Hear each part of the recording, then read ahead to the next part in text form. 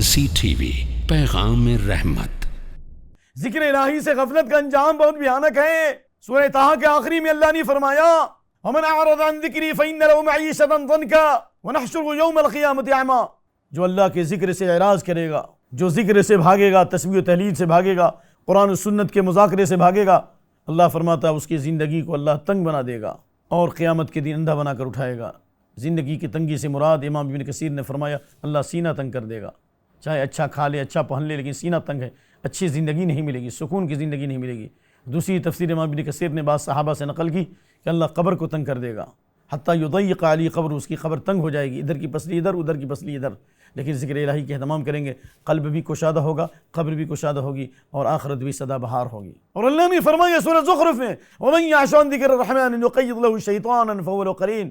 جو رحمان کے ذکر سے اعراض کرتا ہے اللہ اس پر شیطانوں کو مسلط کر دیتا ہے۔ وَإِنَّهُمْ لَيَصُدُّونَ عَنِ السَّبِيلِ وَيَحْسَبُونَ أَنَّهُمْ مُهْتَدُونَ، اور یہ شیاطین اس کو سیدھے راستے سے روکتے ہیں اور یہ سمجھتا ہے کہ وہ ہدایت پر ہے۔ اس لیے جب انسان سوتا ہے شیطان اس کے سر کے پیچھے 3 گرہ لگا دیتا ہے، لیکن جب اللہ کو یاد کرتا ہے اس کی پہلی گرہ کھل جاتی ہے، جب وضو کرتا ہے دوسری گرہ کھل جاتی ہے، جب نماز پڑھ لیتا ہے اصبح نشیط النفس، بالکل چست حالت میں تازہ ہو کر اور اچھے مزاج کے ساتھ صبح کرتا ہے۔